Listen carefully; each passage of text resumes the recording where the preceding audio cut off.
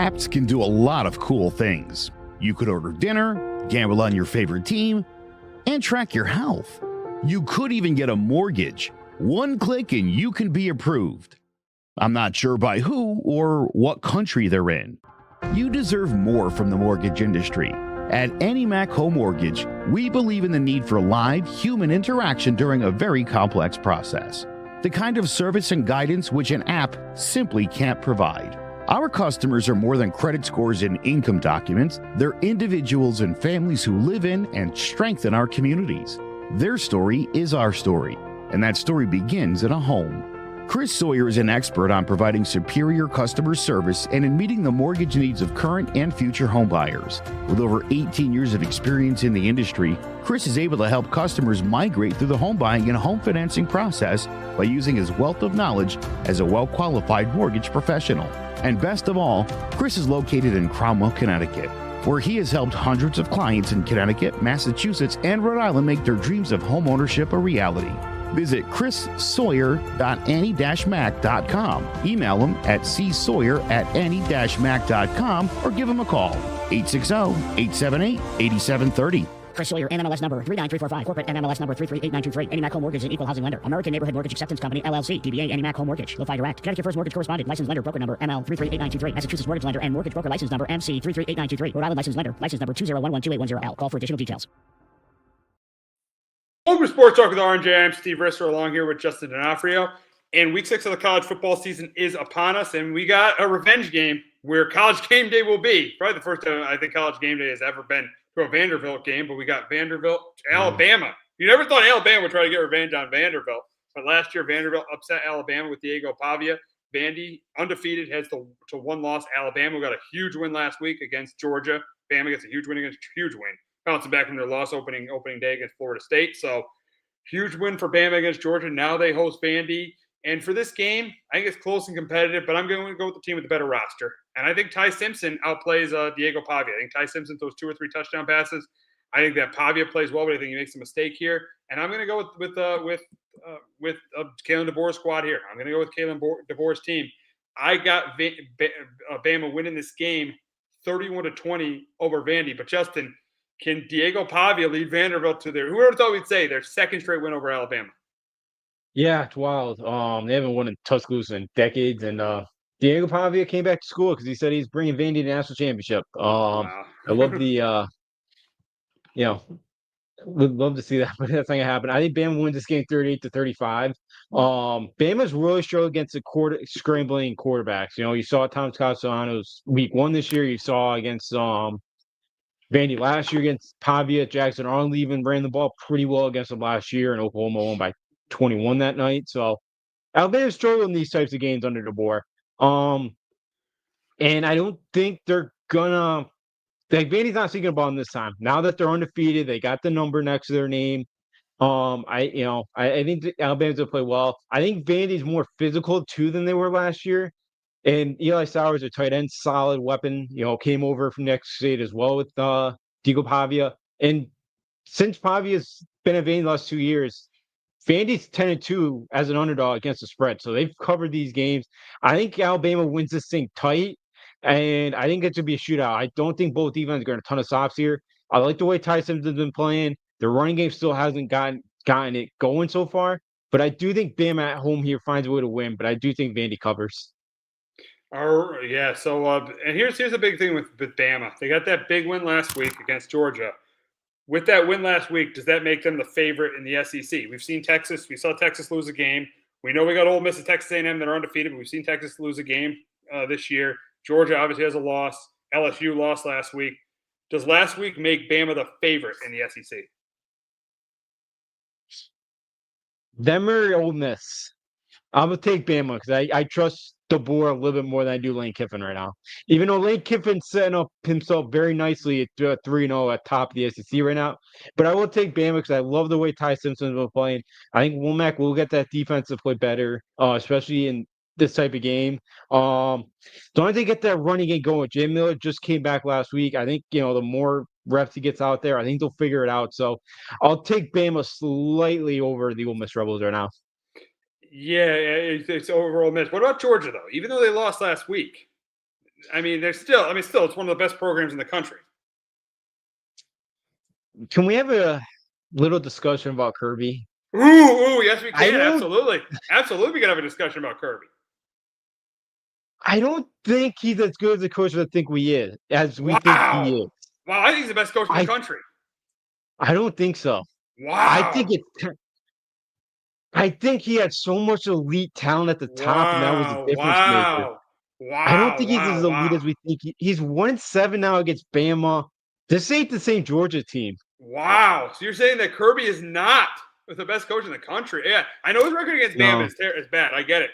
Like the one game he's won was that national championship game in 2021. But he still beat Saban. But let's be honest, he almost beat Saban another time in 2017. He's very close to winning three. He's this close to winning 3 national titles.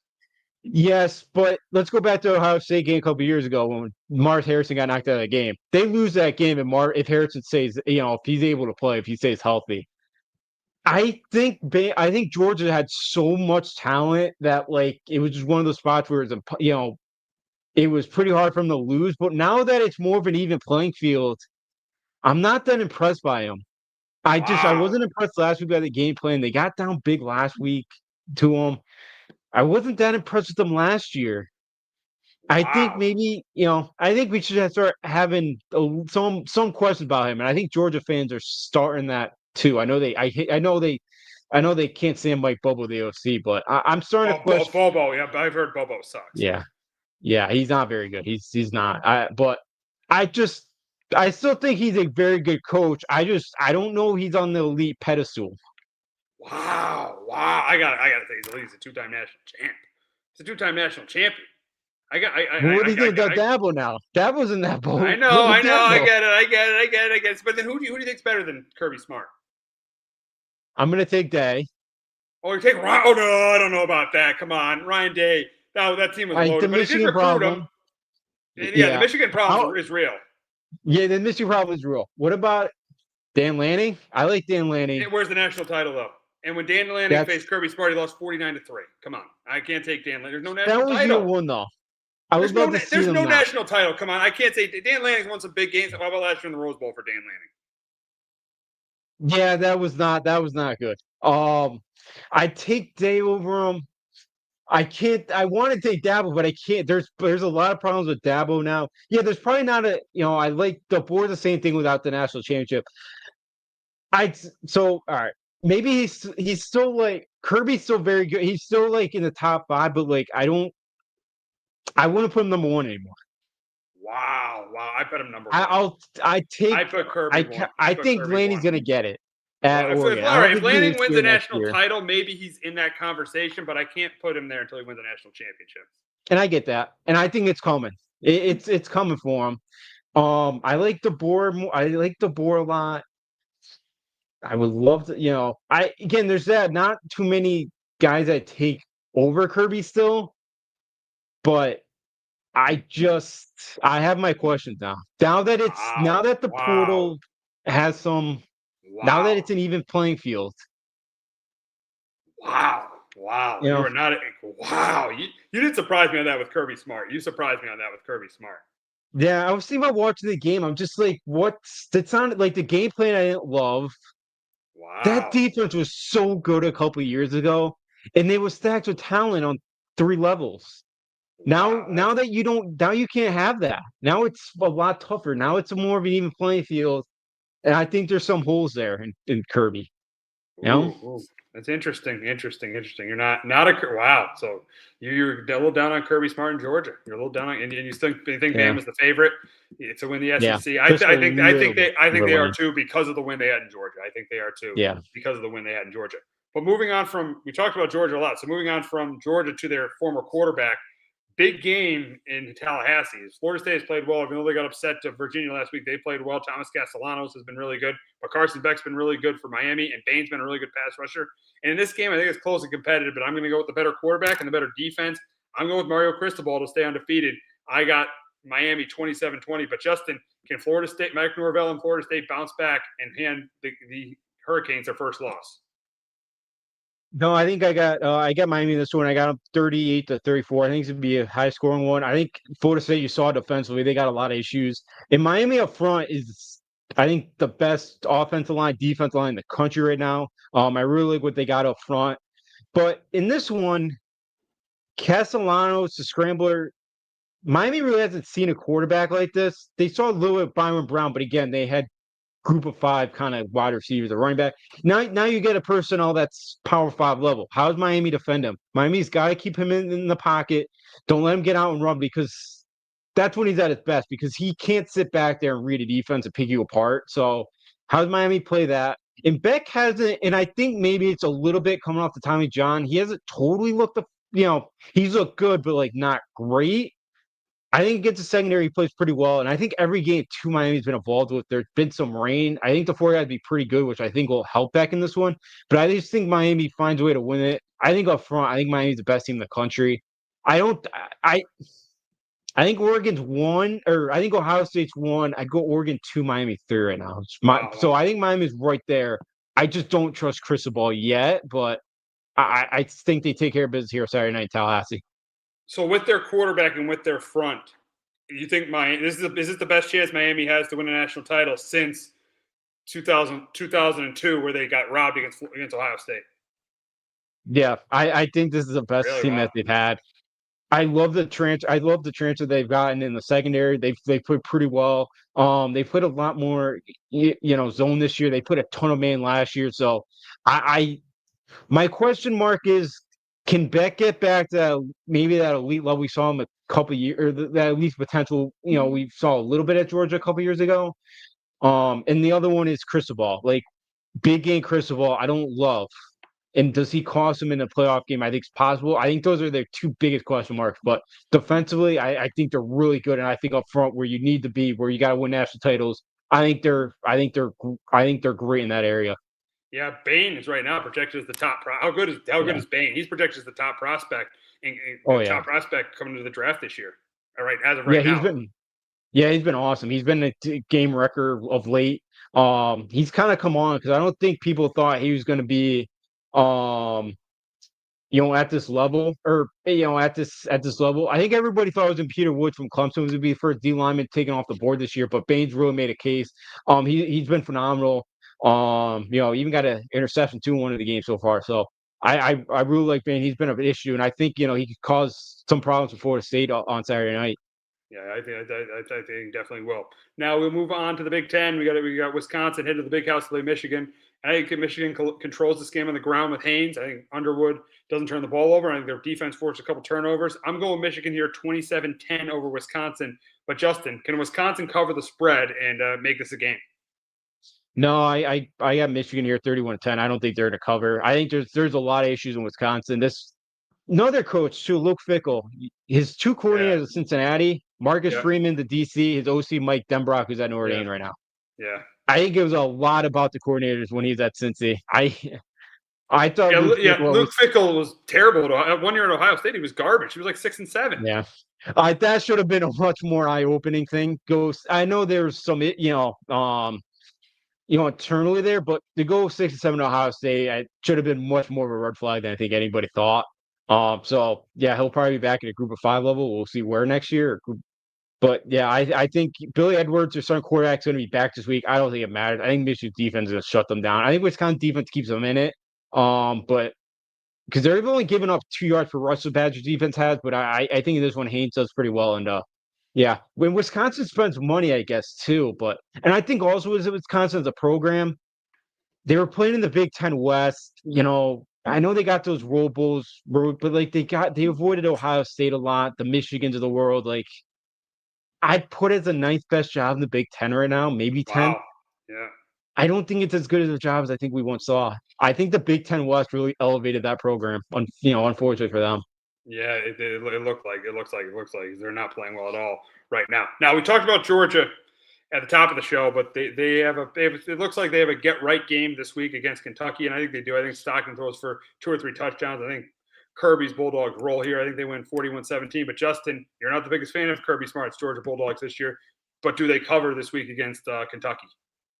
Yeah, I think they do. I'm 34-10. Yeah, Kentucky almost got them last year. Georgia held on for dear life last year in this game. I remember that night game, in Lexington. Yeah, that was in Georgia got a big scare on that one, and Kentucky's starting quarterback now is Carter Boyle.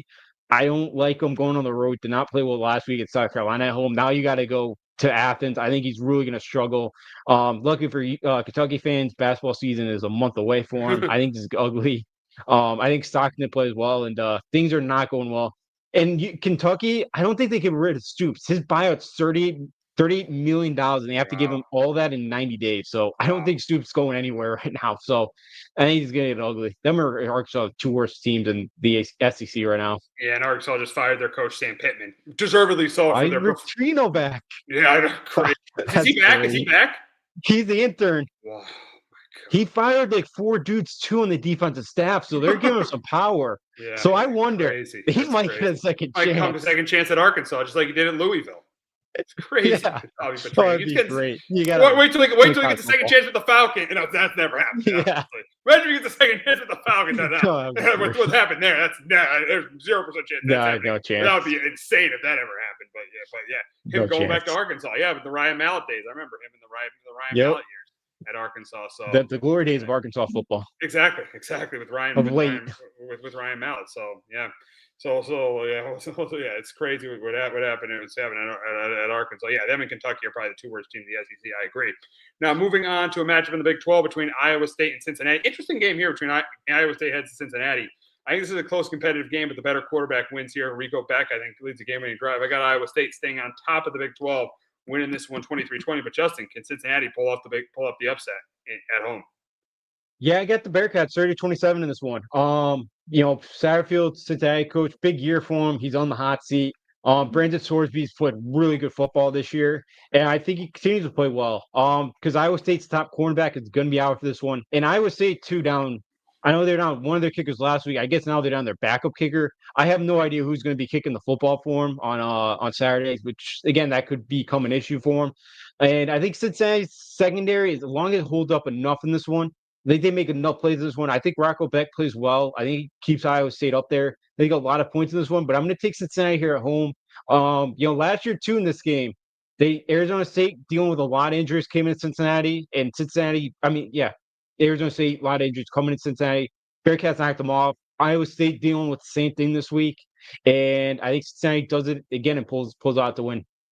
Yeah, it should be an interesting game between these 2 teams on Saturday. Now we got Illinois and Purdue. Illinois heading to Purdue. Illinois had a big win last week against USC, kind of saved their chances to compete in the Big Ten. They played Purdue this week. I think they win. They win by 2 scores. I think Luke Goldmeyer plays well. I got Illinois by 2 scores here. I think Illinois wins this one 34-27, but I think Purdue keeps it close. Purdue should have beat Illinois last year. They kind of blew that one. Playing for the Purdue Cannon, so I think Purdue's going to be up for this one. Illinois' offensive line looked a lot better. I might have been wrong on USC. I know they're banged up now, but I was disappointed with their effort last week. It looked like the same old Trojan team. I think Luke Altmaier continues to play well against Purdue defense. I like Coach Barry Odom at Purdue. I think he's going to get them better.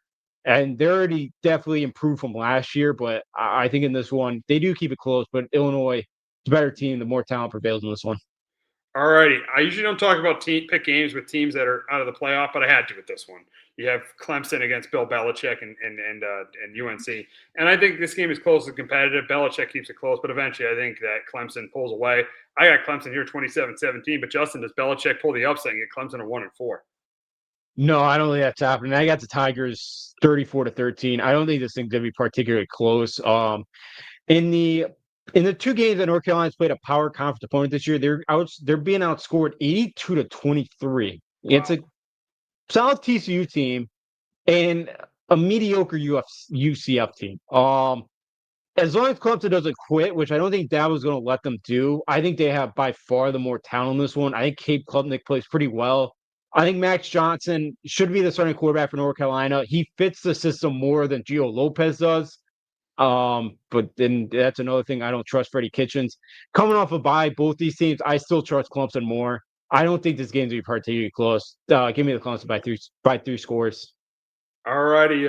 Interesting game. Florida's been playing terribly, but interesting game between them and Texas. Texas really hasn't played anyone since that opener against Ohio State. So an interesting game here as Arch Manning and Texas goes to the Swamp to play Florida. And I think it's close and competitive, but I got to take Arch Manning over DJ Lagway. DJ Lagway has really struggled. Billy Napier, I'm surprised he didn't get fired after the I know they lost to Miami. It was a good team, but I'm surprised he didn't get fired after the first 3 weeks of the season.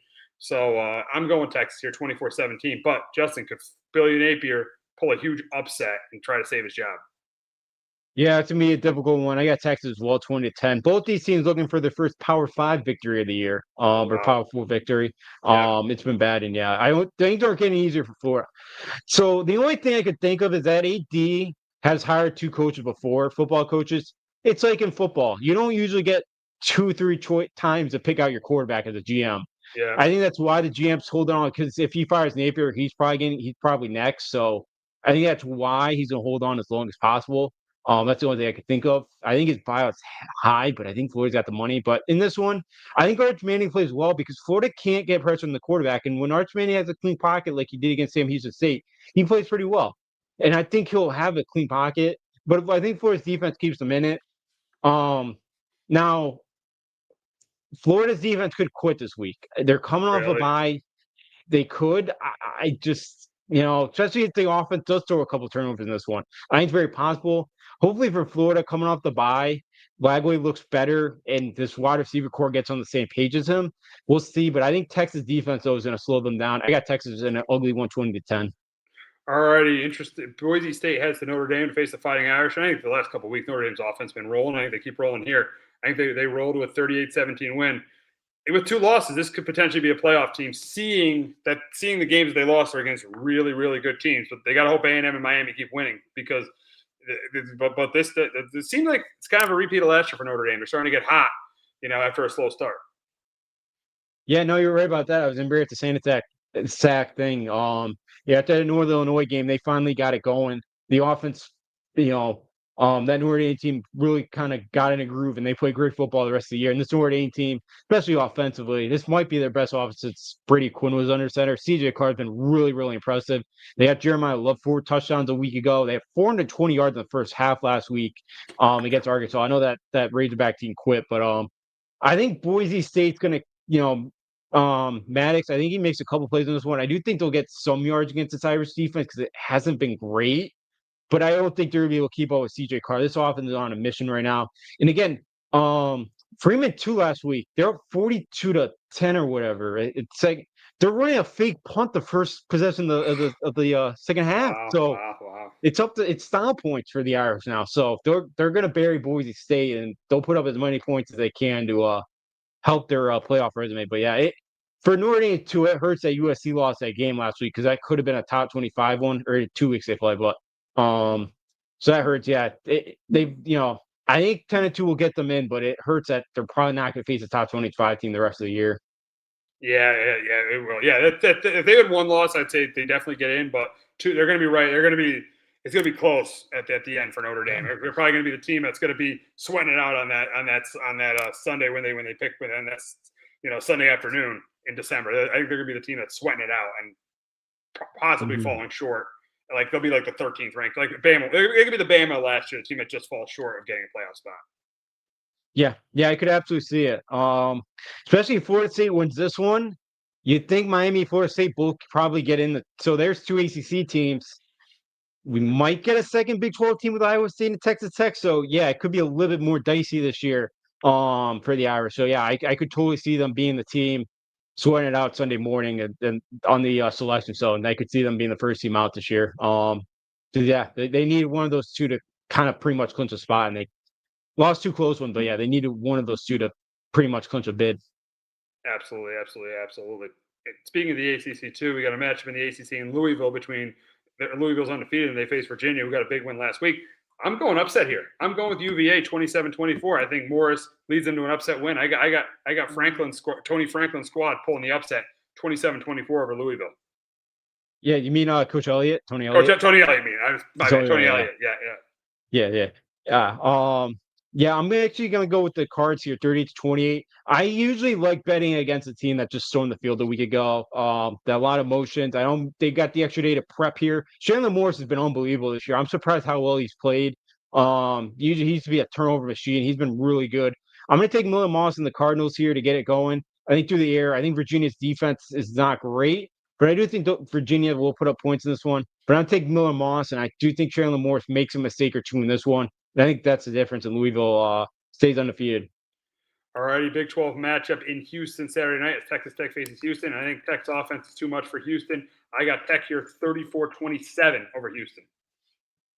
Yeah, in this one, I got Texas Tech win this one 20-20. I really Fritz, the Houston head coach, this year too, they look a lot better than they did last year. They're going to be competitive. They always are. I like taking them as a home underdog. He usually does pretty well in that area. And even though Houston's pretty banged up is my one worry, they really struggled last week against a bad Oregon State team. Texas Tech come out to bye. I believe more in the Texas Tech quarterback will play in this one. I just don't know if Houston's got the firepower offensively to keep up with Texas Tech in this one. But I do think Houston's defense will play hard, keep them in it. I don't think it's enough, though, and I do think Texas Tech gets out of Houston with a victory. All righty, Big Ten matchup in Columbus on Saturday night between Minnesota and Ohio State. I think PJ Fleck's team keeps them in it early, but I think that Ohio State pulls away in the second half with Julian Sayin and that defense. I got Ohio State 31-10 over Minnesota. Yeah, for me in this one, that Ohio State defense, it is still nasty. It's still one of the best. It might be the best unit in the country. I think Minnesota, a team that wants to run the football and kind of play bully ball, and I don't think that, Lindsey's played pretty well, the new starting quarterback this year. I think they're going to really struggle to run the football this week. You're going to Columbus. I think Ohio State wins this thing 38-13. I just think Ohio State, they're going to suffocate you. I think Lindsey makes a couple of mistakes in this one. I like PJ Fleck. I just think this is just a tough match to go in Ohio State on a Saturday night with a young quarterback here. And, because I think Lindsey's a true freshman or he played a little bit last year, so he's like a redshirt freshman. But I think it's a tough assignment to go into Columbus here, win this one. I love Ohio State's defense. They may not have a ton of outside of like Caleb Downs, they may not have like a ton of names yet, but I think you will in the next couple of weeks. And I think Ohio State's defense is different. Like when we get to that Penn State game in Columbus, we'll probably start to know the names of some of the players on defense. Yeah. Oh yeah, absolutely. Patricia's done a really nice job. I was a little worried, but Patricia's done a really nice job so far. Yeah, it seems like it. It definitely seems like it. Now we got a matchup in the SEC between Mississippi State and Texas A&M. And I think Marcel Reed's going to be too much for the Bulldogs. And I got Texas A&M here 27-17 over Mississippi State. Yeah, I got the Aggies as well, 34-24. Jeff Lebby, he's done a remarkable job here in year two. He took over a dumpster fire after the unfortunate passing Mike Leach and Zach Arnett at DC took over, and he destroyed the program. And Lebby's, they're at least respectable this year. The Bulldogs are. They played Tennessee pretty tough at home last week. And I know Bulldogs, if they can get a turnover too, they can win this football game. But I do think Marcel Reed's a little bit too much for this Bulldogs defense. And even though I think Mississippi State's going to put up some yards in this one, keep it close, I think Texas A&M at home will pull away late. All right, we'll wrap up talking about what Friday night's game between West Virginia and BYU, and I don't think this one's close. Rich Rod has struggled in his return to West Virginia, and it continues on Friday night as BYU wins big 34-10. Yeah, I got BYU 31-13. West Virginia is so banged up right now. They're down their starting quarterback. They're down their starting running back. Believe they're down their two top wide receivers, and they're down their starting tight end. So they're really, and they might be down offensive lineman too. So they're really banged up right now. He got his win though against Pittsburgh. That was kind of the Super Bowl for them this year. But I think BYU's defense plays really well. I was not that impressed with BYU last week against Colorado. They came back and won. But I think Bob Meyer could protect the football in this one. It's a short week too for West Virginia, and they got to come west in a body clock game where it doesn't start at 10:30. I think it's a bad matchup for West Virginia. I think BYU cruises the victory. I think they do. I think they do as well.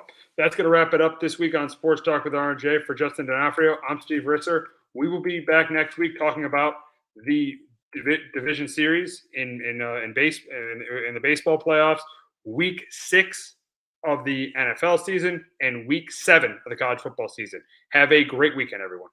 Hello, my name is Joe Aguirre. I'm the president of Clovercrest Media Group. And here at CMG, we have a wide variety of podcasts, including sports shows like Keys to the City, The Roll Call, Throwing Jabs, All Four Downs, and Jawing About the G-Men. and great true crime shows like Sticky Week, Crimes and Consequences, Ivy League Murders, and Burn, the unsolved murder of David Eichmann. You can find all these podcasts and so much more by visiting clovercrestmedia.com.